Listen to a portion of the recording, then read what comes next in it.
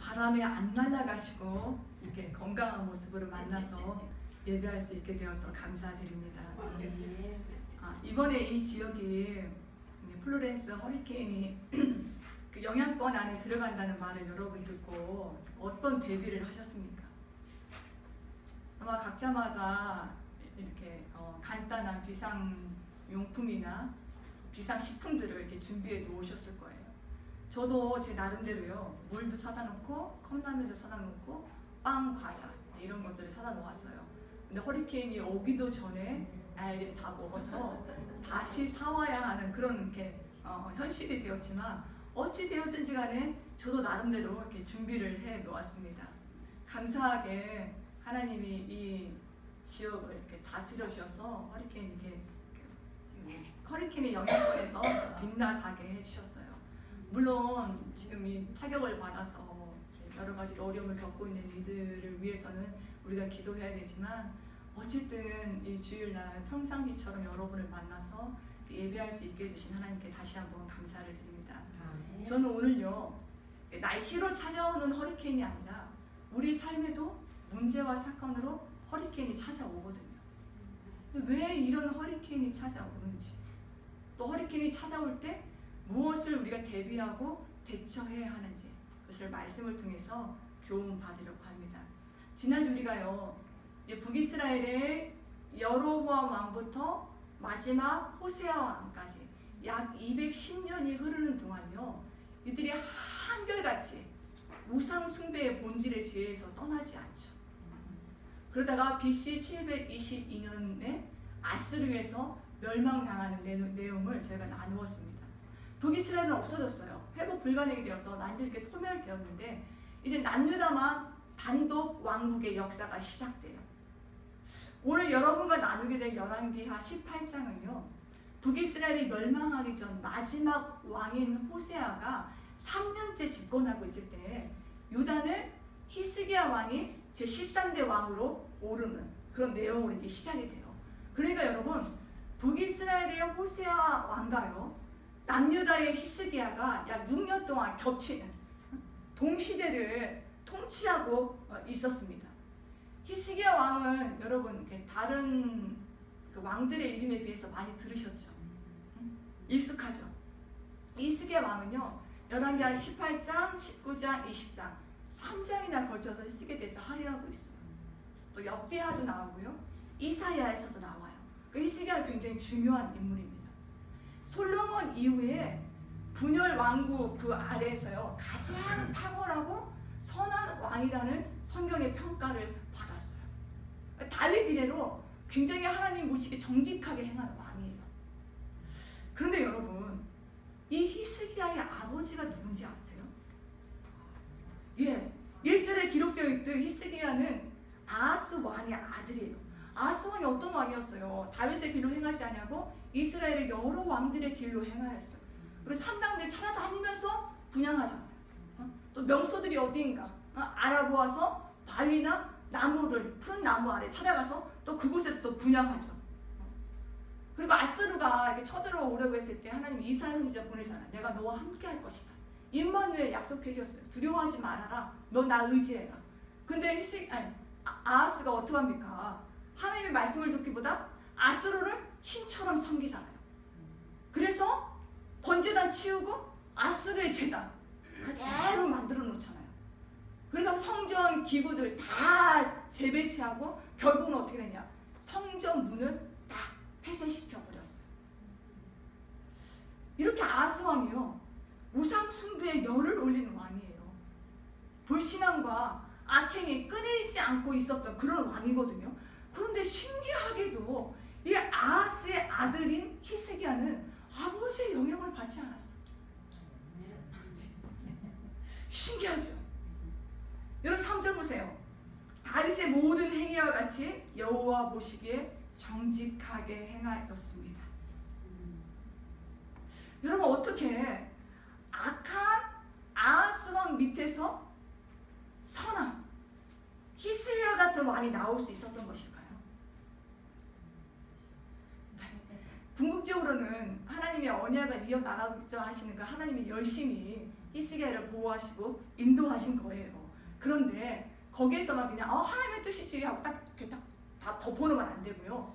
우리는 그 2절에 기록되는 한 단어를 눈여겨봐야 합니다. 그의 어머니 이름이 뭐라고 나와요? 아비. 역다하에서는 아비야로 나와요. 이 아비라는 뜻은요, 나의 아버지는 여호와이시다 라는 뜻이에요. 이 여인의 아버지는 누구냐 여러분?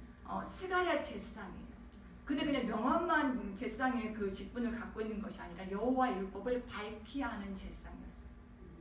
또 이사야서에 보면 이 스가랴를 어떻게 소개해주고 있냐면요, 진실한 증인 제사장이다 라고 말해주고 있습니다. 그러니까 이 아비가 스가랴 제사장 그 아버지 밑에서 자라면서요, 율법을 계속 배워왔다는 거예요. 율법으로 양육받으면서 하나님을 경외하는 여인으로 자랐어요. 자, 여러분 여기서 한 가지 한번 생각해 봅시다. 하나님을 경외하는 여인 아비와 하나님을 경외하지 않는 아하스가 결혼한 거예요. 지금 이 둘이 부부예요. 신앙의 색깔이 완전히 극과 극인 이 남녀가 만나서 결혼을 했습니다. 이 가정에 좀 고충들이 여러분에게 좀 상상이 되시나요? 여러분들은 신앙의 색깔이 다른 사람과 어떤 일을 할 때 그 가운데서 발생될 수 있는 갈등과 고충들을 아실 거예요. 여러 가지 조심스러워지잖아요. 그런데 같은 일을 해도 그런데 한 집에 전혀 신앙이 다른 사람과 산다니까요. 그러나 아비는요, 남편 아하스에게 아하스가 얼마나 못된 행동들을 많이 했어요. 하나님을 거역하는. 근데 아하스에게 당신 아버지 노릇 제대로 하지 않는다고, 왕 노릇 제대로 하지 않는다고 매일처럼 아하스와 싸우며 보내지 않았습니다. 둘이 다투면서요, 쓴마음으로 세월을 다 보내지 않았어요. 그럼 어떻게 이 아비는 보냈냐? 자기가 할 수 있는 일인 히스기야가 말씀 가운데서 양육받을 수 있도록 끊임없이 환경을 조성해 나갔어요. 그래서 히스기야는요, 아버지의 영향을 받지 않고 아하스의 영향을 받지 않고 어머니 아비의 영향을 받은 거고 외할아버지 스가랴의 영향을 받은 것입니다. 우리 같으면 이런 상황 됐어 어떻게 하겠어요? 내가 남편 기 한번 꺾어봐야 되겠다. 계속 남편이랑 싸웠을 거 아니에요. 근데 아비라는 여인은 자기에게 맡겨진 일에 포커스를 맞췄다니까요. 내가 이 안에서 어떻게 하나님의 일을 할 수 있을까? 내 마음이 상하지 않고. 여러분, 성경은요, 부모가 신앙이 좋으면 반드시 자녀가 또 신앙이 좋고, 또 부모가 신앙이 나쁘면 반드시 그 자녀는 무조건 신앙이 좋지 않다, 이런 원리들을 말하고 있지는 않아요. 하나님은 우리가 보기에 환경이 엉망진창이어도 하나님은 그 안에서 하나님의 일을 행하실 수 있는 분이십니다. 왜 그런 말이 있죠? 개천에서 용난다. 이 말처럼요, 어떻게 그런 환경에서, 어떻게 그런 다 쓰러져가는 교회에서 저렇게 하나님을 경외하는 집사님이 나올 수 있었대? 이런 일을 하나님은 행하세요. 환경과 전혀 상관없이 하나님은 하나님의 뜻을 이루시는 분이십니다. 그런데 여러분, 저는 여러분이 이것에만 너무 여러분의 신앙이 고정화되지 않았으면 좋겠어요. 하나님은 환경을 초월해서 역사하시지. 너무 이것만 믿으면 안 됩니다, 여러분. 하나님은 맞아요. 환경을 다 뛰어넘어서 환경을 초월해서 역사하기도 하시지만요, 그 환경을 사용하며 일하기도 하십니다. 제가 무슨 말을 하고 싶은 거냐면요, 사람을 키우고 교회가 세워지고 여러분의 일터가 이렇게 확장되는 것은 하나님의 권한이야. 하나님이 다 알아서 하시겠지 하면서 방관하지 마시라는 거예요. 그리고 또 나는 이런 환경이 주어졌어, 내 남편은 이래, 내 아내는 이래 하면서 매사에 이 환경을 보고 불평하면서 힘들어하지도 마시라는 거예요. 저는 여러분들이 어떤 환경에 처하든지 환경 탓하느라고 시간과 모든 에너지를 빼앗기지 않았으면 좋겠습니다. 어떤 환경에 처하더라도요, 하나님이 그 환경 가운데서 여러분을 쓰실 수 있어요. 여러분들이 해야 하는 일들을 꾸준하게 하나님 보시기에 합당한 마음으로 감당하는 아비와 같은 여인들이 되길 주의 이름으로 축복합니다. 많은 것이 열악한 환경이라 할지라도요, 누군가는 여러분 때문에 바른 교훈을 받으며 성장할 수 있어야 되지 않겠습니까? 아비 때문에 히스기야라는 이 왕이 선왕이 나올 수 있었던 것처럼, 저는 여러분들 때문에 환경이 아무리 좋지 않아도 하나님이 여러분들을 사용하셔서 다른 사람들이 세워지는 그런 일이 있기를 주의 이름으로 축복합니다. 이제 여러분들은요, 좋은 환경을 찾아다닐 분본이 아니세요. 어떤 환경이 좋나, 이 환경이 나에게 도움이 될까, 저 환경이 나에게 도움이 될까, 이제 그런 분본 아니시잖아요. 이제 여러분들이 누군가에게 좋은 환경이 되어주셔야 될 분본이십니다. 히스기야가요, 이제 25세 유다의 왕이 되었어요. 왕이 되고 딱 보니까 지금 북이스라엘은 호세아가 지금 마지막 왕이 되어서 기울어지고 있네요. 왜 우리 형제의 나라가 저렇게 어두워지고 기울어지고 있을까? 그것을 생각했을 것입니다. 그리고 왜 우리 남유다가 이렇게 우상천국이 되었을까? 생각하고 고민했을 거예요. 그래서 히스기야가 어떻게 하냐, 지금 북이스라엘도 이렇게 되고 남유다도 이렇게 된 것은 다른 데 원인이 있지 않고 하나님과의 관계에 원인이 있다라고 답을 내립니다. 하나님 아버지 집으로 돌아가야 된다 라고 깨닫고요, 히스기야가 왕이 되어서 막 경제를 살리고 정치 기반을 막 다지기 전에 어떤 일을 가장 먼저 하냐면요, 오늘 본문에 기록되지 않았는데 병행본문 29장을, 역대하 29장을 보면요, 통치 제1년 첫째 달에 주의 집을 보수하고 제사장들과 레위인들을 불러 모아 하나님의 집을 거룩히 구별할 것을 명령했다는 말씀이 기록되어 있어요. 아버지 아하스는 성전문 닫았죠. 근데 그 아들 히스기야가 성전에서 예배드리게 성전 정화 작업을 해요. 성전문이 다시 열리도록. 그래서 16일 만에요, 성전이 거룩하게 구별됩니다. 성전 안에서 예배드릴 수 있도록. 딱 준비되자 히스기야가 그 다음날 아침 일찍이요, 귀인들과 리더들을 데리고 성전으로 딱 올라갑니다. 그래서 속죄제를 드려요. 자기만 드린 것이 아니라 또 온 이스라엘을 위해서 번제와 속죄제를 드리라고 제사장들에게 명령합니다. 또 누구든지 백성들에게 감사의 헌물을 드리고 싶은 사람 다 드리라고 해요. 예배를 회복시켰어요. 그리고 분열왕국 이후에 처음으로 유월절 절기를 지키게 돼요. 유월절 절기가 어떤 의미가 있어요? 하나님이 출애굽에서 우리를 구원시켜 주셨다. 죄의 중에서 우리를 하나님의 백성으로 자유케 해주셨다. 이것을 구원의 기쁨을 감사하면서 유월절 절기를 지키게 했어요. 또 11절도 회복시키십니다. 회복시켜요. 이뿐만이 아닙니다, 여러분. 오늘 본문 4절을 보니까요, 이전 역대 왕들이 그 민심을 살피느라고 산당 제거하지 못했잖아요. 이 산당은 오랜 전통처럼 이렇게 이어져 오면서 백성들에게 딱 달라붙어 있었어요. 그래서 어떤 왕도 산당을 건드리지 못했어요. 백성들 눈치 살피느라고. 근데 히스기야가 그 산당들을 다 제거합니다. 하나님과의 관계를 회복하는 것이 급선무라고 여겼기 때문에요, 백성들 눈치 살피지 않고 과감하게 이 산당들을 제거해요. 또 바알 숭배와 관련돼서 세워진 주상들이 있었거든요. 기둥들. 그 기둥들을 다 뽑아요. 그리고 아세라 목상 찍어버립니다. 우상 숭배의 근거가 될 수 있는 것들은 그냥 모조리 다 제거하는 거예요. 그러니까 그야말로 히스기야는 그 시대에 이렇게 표현하고 싶어요. 영적인 허리케인을 일으킨 그런 왕입니다. 여기 또 하나요. 산당만큼 백성들이 중요하게 여기고 있는 것이 있었어요. 그게 뭐냐면 모세가 만들었던 놋뱀입니다.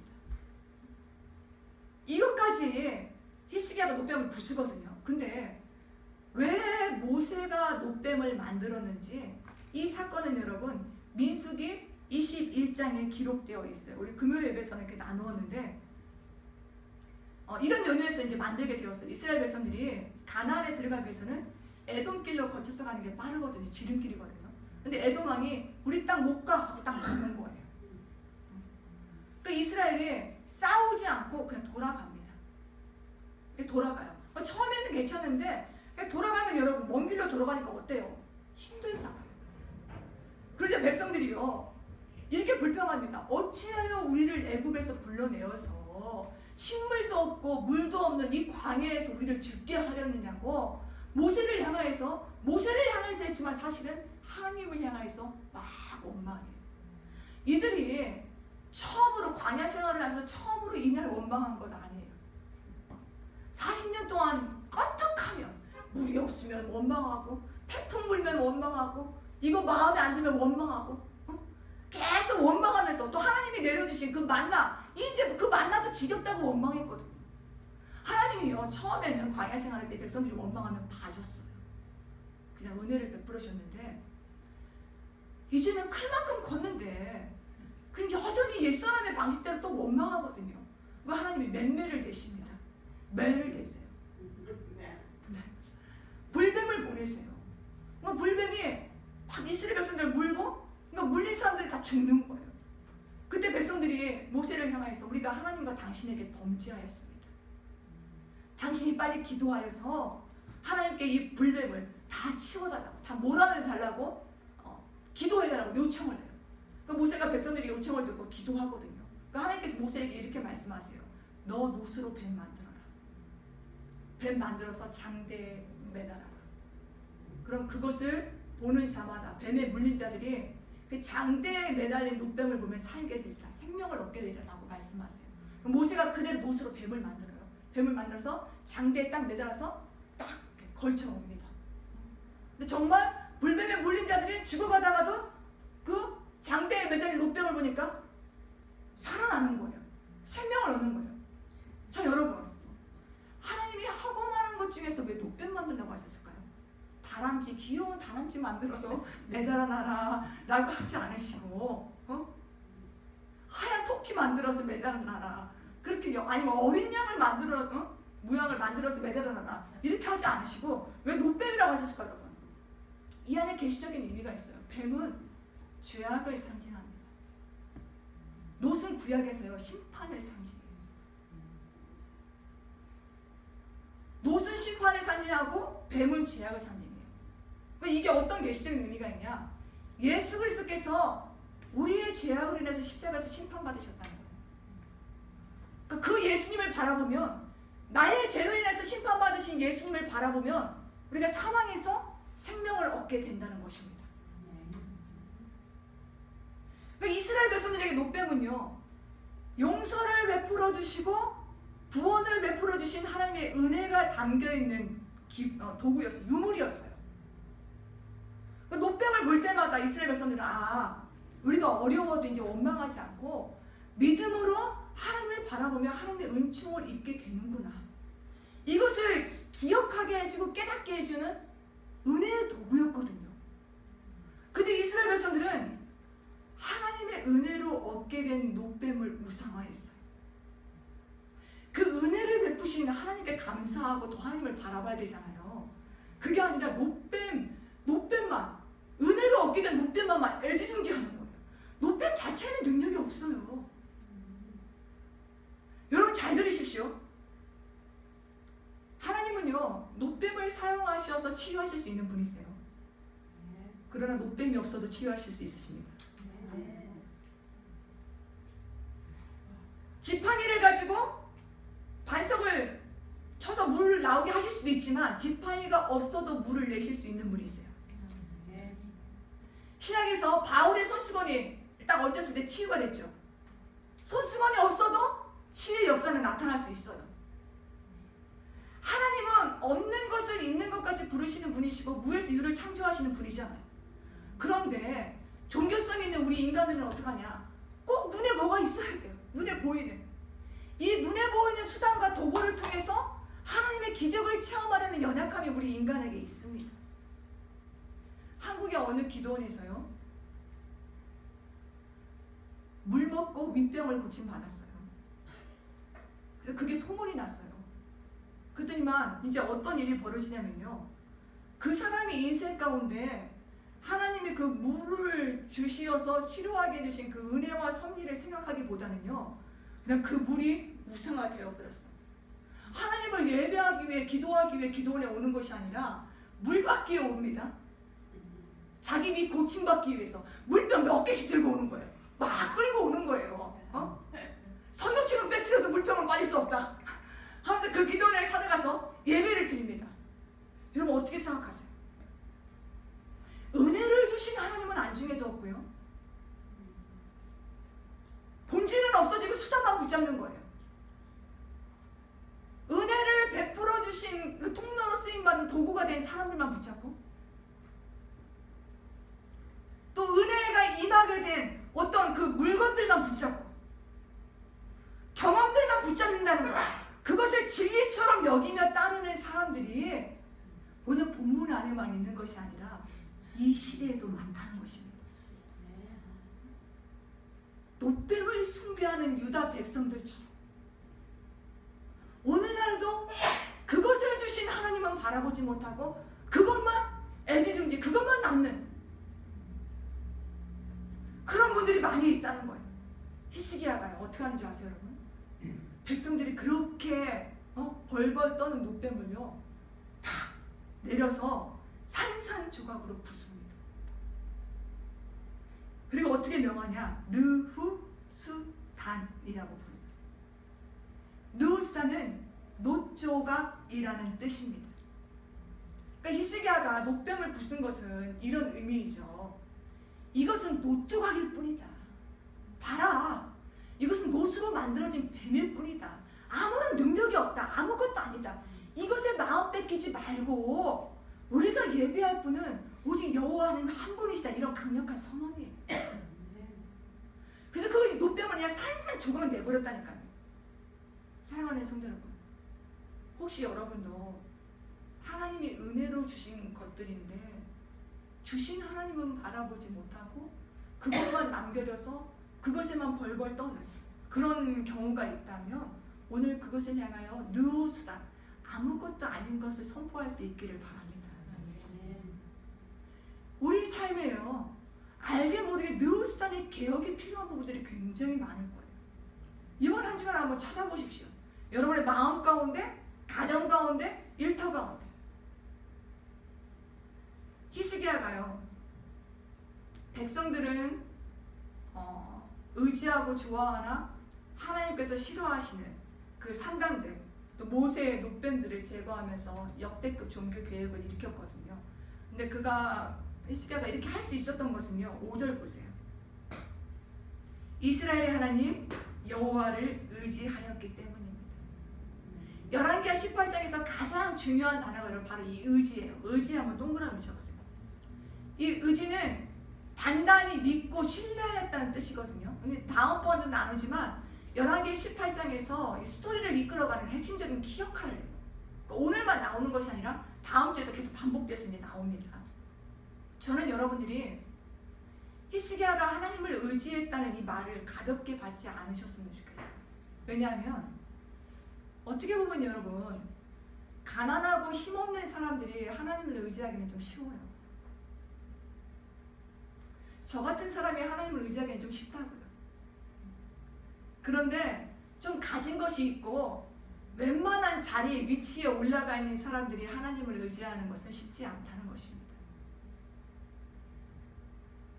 근데 히스기야는 하나님을 의지했어요. 얼마나 많이 의지했는지 아십니까? 5절 보세요. 전후 유다 왕들 중에 그와 같은 자가 없다고 성경은 말합니다. 전무후무할 정도로, 유다의 왕들 중에 전무후무할 정도로 히스기야가 가장 많이 하나님을 의지하고 신뢰한 왕이었다는 것입니다. 히스기야에게 칭찬할 점 또 하나 있어요. 6절 보십시오. 곧 그가 여호와께 연합하여 그에게서 떠나지 아니하고 여호와께서 모세에게 명령하신 계명을 지켰더라. 그러니까 히스기야가 하나님을 떠나지 않고 딱 달라붙어서 연합되어 있었고요. 또 모세의 계명, 핵심이 뭡니까? 하나님 사랑, 이웃 사랑이잖아요. 이 율법의 강령들을 준수하는 그런 왕이었다는 거예요. 자, 여러분, 우리가 그동안 자기 마음대로 행하는 여러 왕들에 대해서 나눴잖아요. 그러다가 이렇게 히스기야 같은 선왕에 대해서 나누니까 어떠십니까? 당황스러우세요? 아니면 가뭄에 그 단비를 만난 것 같은 그런 기쁨이 드십니까? 혹은 아휴, 그래도 설교 듣기는 나랑 좀 닮은 북이스라엘 왕들에 대해서 듣는 게 더 낫다. 부담 없고 북이스라엘 왕들이 왠지 그리워진다 라는 마음이 드십니까? 자, 히스기야 왕이 도전받으시길 주의 이름으로 축복합니다. 하나님은 하나님의 마음을 시원스럽게 해드린 히스기야 왕에게요 어떤 은혜를 베푸시냐면 7절 8절 우리 함께 읽어보겠습니다. 7, 8절 시작. 여호와께서 그와 함께 하시매 그가 어디로 가든지 형통하였더라. 저가 아수르 왕을 배반하고 섬기지 아니하였고 그가 블레셋 사람들을 쳐서 가사와 그 사방에 이르고 망대에서부터 견고한 성까지 이르렀더라. 아멘. 히스기야가 국내적으로는 종교개혁 성공했고요. 국외적으로는 당시 최강국인 아수르에서 해방돼요. 더 이상 조공받치지 않고 자유를 얻었어요. 그리고 블레셋도 정복할 수 있도록 하나님께서 형통케 하셨습니다. 그러니까 히스기야는 그 왕이 될 당시에는 유다가 참 이렇게 어두워져 가고 있었거든요. 그런데 하나님과 가로막는 것들을 다 치우고 하나님과 연합하였더니 그냥 하나님 자체를 누리는 그런 은혜를 입게 되었다는 거예요. 이 무렵에 북이스라엘은요 혼합주의로 막 섞여서 지금 끝판을 막 달리고 있었잖아요. 9절에서 12절에 기록되었듯 호세아 왕 9년째에 아수르가 사마리아를 에워싸고 멸망하게 됩니다. 멸망하게 된 이유를 다시 한번 말해주고 있어요. 아수르가 침공해서 멸망한 것이 아니라 12절에서 정확하게 말합니다. 이는 그들이 여호와의 말씀을 듣지 아니하고 그의 언약과 여호와의 종 모세가 명령한 모든 것을 따르지 아니하였더라. 자 여러분, 이 같은 시대에 겹치는 시대에 6년간 겹쳐 있었다고 했잖아요. 북은 호세가 있고 남은 히스기야가 있어요. 이 시기를 여러분 한번 이렇게 비교해 보세요. 하나님을 의지하지 않는 북이스라엘은요 어두워지다가 멸망하고 끝을 맺게 되고요. 하나님을 의지하고 하나님께 연합한 히스기야는 다윗 이래로 최고로 빛이 임한 시기였어요. 그러니까 어둠과 빛이 극명하게 대조되고 있습니다. 여러분, 우리가 사는 이 시대는요 앞으로 가면 갈수록 더 어둠과 빛이 극렬하게 나누어질 것입니다. 어떻게 이런 일이 일어날 수 있나? 지금보다 더요 정말 인륜을 파괴하는 어두운 일들이 일어날 거예요. 그런가 하면 또 한편에서는 하나님이 정말 살아계시는구나, 그렇게 아름다운 빛의 일들도 일어날 것입니다. 지금 이 호세아 왕과 히스기야 요 시대기처럼요 어둠과 빛이 더 극명해지는 그런 일들이 앞으로 일어나게 될 것이라니까요. 여러분들은 예수 그리스도와 연합하시고 또 범사의 주님을 의지하여서 모든 착함과 의로움과 진실함에 빛의 열매를 맺게 되시길 주의 이름으로 축복합니다. 여러분이 가는 곳마다 어둠이 떠나가고 가정이건 일터건 히스기야 시대에 그 빛의 역사가 나타나길 주의 이름으로 축복합니다. 히스기야가요 25세의 왕이 되어서 14년이 흘렀어요. 그럼 몇 살이 된 것입니까? 39세. 14년 동안 아무런 일이 없었어요. 그냥 형통하게 보냈어요. 그리고 태평성대를 이루었습니다. 근데 39세가 됐던 그때에 강력한 허리케인이 찾아옵니다. 이번 허리케인에 비유하면 허리케인 5등급. 5등급이 막 딱 찾아왔어요. 바른 신앙을 가지고 있다고 해서 여러분 위기와 고난 없는 거 아니잖아요. 다윗도 요새도 그렇고 어려움들을 겪었잖아요. 당시 아수르 왕은요 누구였냐면 북이스라엘의 사마리아를 포위하고 멸망케 한 사르곤 이사에서 사네립으로 바뀌었어요. 근데 히스기야의 아버지 아하스는 여러분 아실 거예요. 아수르의 친아수르 정책 폈잖아요. 입안의 혀처럼 딱 비유 맞추면서 아수르 제단까지 만들었잖아요. 근데 히스기야는 안 그러거든요. 그 아들인데 조공을 안 드리는 거예요. 그러자 아수르 왕 사렙이 보기에 괘씸해요. 괘씸해서 어떻게 하냐. 13절을 보세요. 유다의 모든 견고한 성읍을 쳐서 점령합니다. 역사적 기록에 의하면요, 이 아수르의 1차 침공 때 사네립이 유다의 46개 성읍을 점령해요. 굉장히 큰 타격을 준 거예요. 그것뿐만 아니라 20만 150명이 포로로 잡혀갑니다. 큰 손실을 유다에 입혔어요. 그리고 여러분 그렇잖아요. 왜? 허리케인이 부는 것도 이렇게 무섭지만 그냥 거기에 머물면 더 무섭거든. 물포통 막 쏟아진다고 하잖아 이번에. 그런 것처럼 사네립이 허리케인을 치고 들어왔는데요. 빠지지 않고 어떻게 했냐. 유다 성읍에 예루살렘 다음으로 그 라기스에 주둔해 버렸어요. 그러니까 히스기야가요 마음이 다급해지는 거예요. 그냥 치고 나갔으면 그래도 이걸 어떻게 좀 수습해 보겠는데 치고 나가지 않고 라기스에 이렇게 딱 버티고 있거든요. 그 히스기야가 마음이 다급해져서 사신을 보내요. 잘못한 것이 하나도 없는데도 무조건 잘못했다고 항복 의사를 밝혀요. 빕니다. 용서해달라고. 14절 보세요. 내가 범죄하였나이다. 나를 떠나 돌아가소서. 왕이 내게 지우는 것은 무엇을 말해도 감당하겠다고 말합니다. 히스기야가 거대한 허리케인 앞에서요.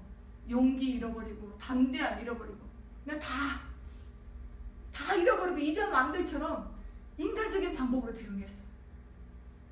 이거 어떻게 생각하십니까? 여러분? 역대급 종교 개혁을 일으킨 히스기야가 14년 만에 휘청거릴 수 있단 말이야? 실망스러우세요 여러분? 히스기야가 이랬더니 우리는 더 했어요. 우리는 허리케인도 아닌데 막 열대야 폭풍인데도 불구하고 막 벌벌벌 떨면서 두려워하고 그럴 수 있다니까요. 저는 이런 생각이 들었어요. 각자 사람마다 두려워하는 부분이 있잖아요. 제게는 두려운데 여러분에게는 안 두려울 수 있어요. 근데 히스기야는 제가 봤을 때 왕이기 때문에 자기 나라를 지켜야 된다는 책임감이 컸던 것 같아요. 그리고 히스기야 당시에 북이스라엘이 아수르에서 멸망하는 걸 보았거든요. 그 때문에 아수르가 이제 자기 유대를 딱 침공에 들어오자 이제 우리 차례인가 보다 덜컥 겁이 난 거예요.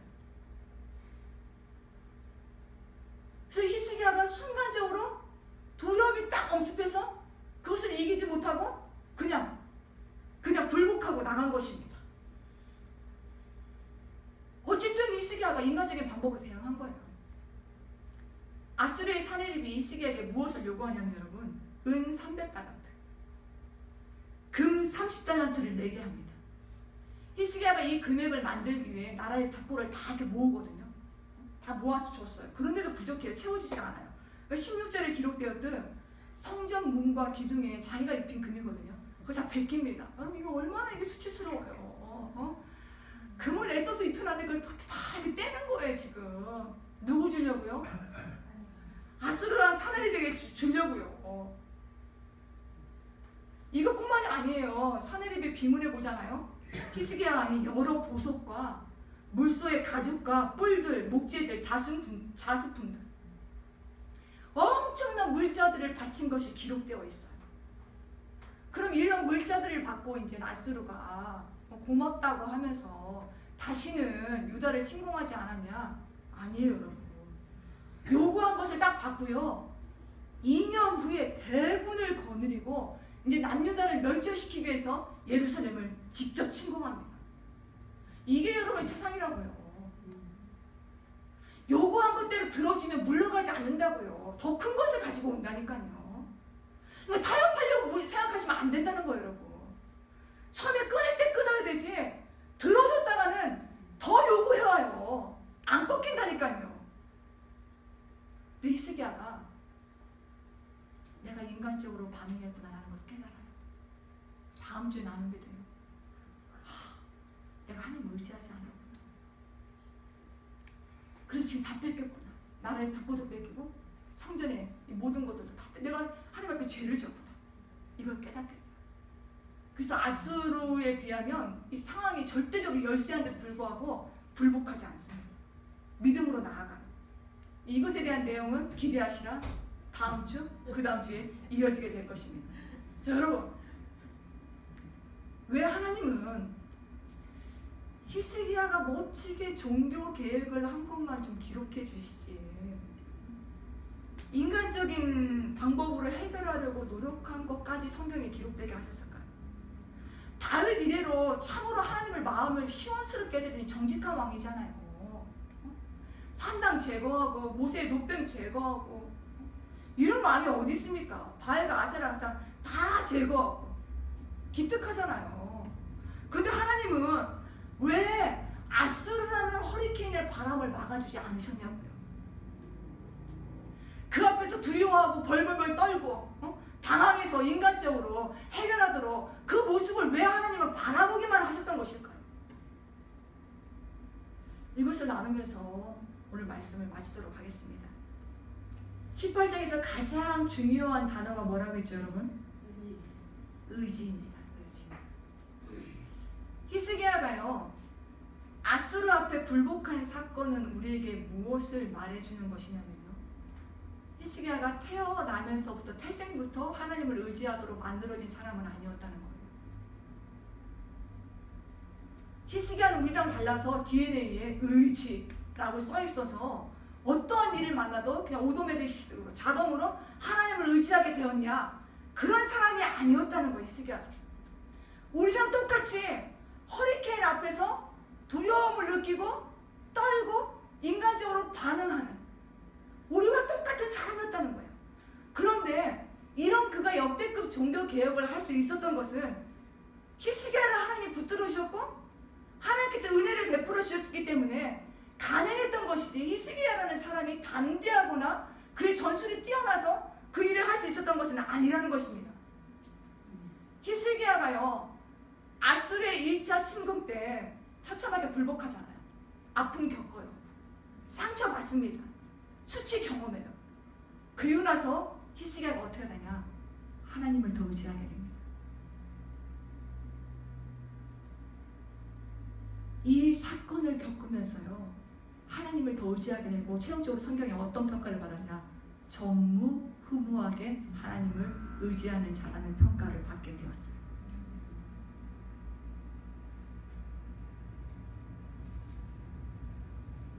저는 이 열왕기하 18장에서요, 대단한 종교개혁을 일으킨 히스기야와 반면에 처참하게 아수르에 굴복하는 이 지금 두 사건이 함께 기록되어 있거든요. 근데 이걸 보고 이런 생각이 들었어요.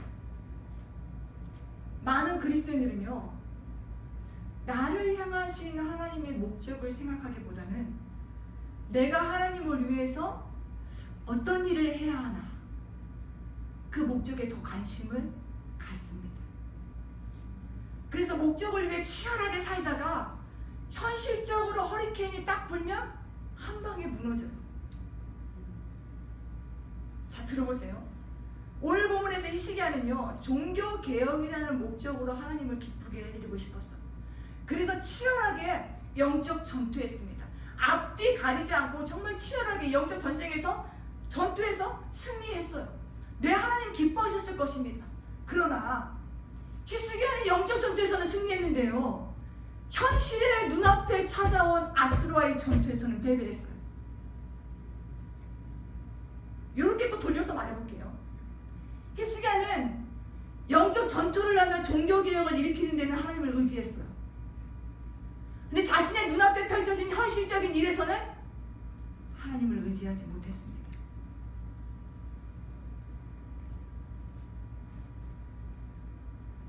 히스기야의 목표는요, 영적인 종교개혁이었을지 몰라도 히스기야를 향하신 하나님의 목표는요, 영과 육이 나누어지지 않는 거였어요. 영적으로도 히스기야가 하나님을 의지하고 육적으로도 육적인 일이 생겼던 현실에서도 하나님을 의지하는, 전무후무하게 범사에 하나님을 의지하는 존재가 되도록 히스기야에게 허리케인의 사건을 허락하신 것입니다. 저는 그렇게 보아져요. 어떠한 일에도 육의 일이건 영의 일이건, 사랑하는 성도 여러분, 여러분에게도 하나님을 기쁘시게 해드리고 싶은 이 인생의 목표가 있을 거고 신앙의 목표가 있으실 것입니다. 근데 그것보다 더 중요한 것은 여러분을 향하신 하나님의 목적이 무엇일까라고 생각해 보시기 바랍니다.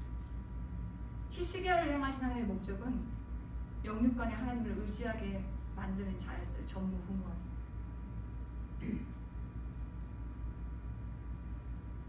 하나님은 여러분을 어떤 존재로 만드시기 위해서요, 여러분의 삶 가운데 카테고리의 등급을 달리하여서 허리케인을 보내실 것입니다. 어느 때는 1등급의 허리케인, 어느 때는 정말 센 5등급의 허리케인. 각자가 각자에 맞게끔 맞춤 허리케인을 보내실 거예요. 그렇다고 여러분 두려워하지 마세요. 피해 다니지 마세요. 하나님 의지하면 돼요. 그리고 내가 하나님 앞에 어떤 존재인지 정확히 알면 돼요. 또 하나님이 이 허리케인으로 나를 어떤 존재로 빚기를 원하시는지 깨닫고 믿음으로 대비하고 대처하잖아요. 허리케인이 잠잠해질 것입니다. 다음에 이제 잠잠해져요. 히스기야에게 분 허리케인이. 여러분, 북이스라엘의 호세아는요, 아수르라는 허리케인이 불었을 때 멸망하였어요. 그러나 유다의 히스기야는 허리케인을 통해 처음에 실패했지만 깨닫고 어떻게 되냐, 전무후무하게 하나님을 의지하는 존재로 빚어졌습니다. 여러분들은 허리케인의 과정을 겪을 때마다 여러분들을 향하신 하나님의 목적을 깨닫게 되고 또 주 안에서 전무후무하게 히스기야는 하나님을 의지하는 자였다면 저는 여러분들은 전무후무하게 하나님께 감사하는 자, 또 전무후무하게 사랑하는 자, 순종하는 자, 이런 아름다운 평가들을 받는 존재로 한 걸음 더 가까워지게 되길 주의 이름으로 축복합니다.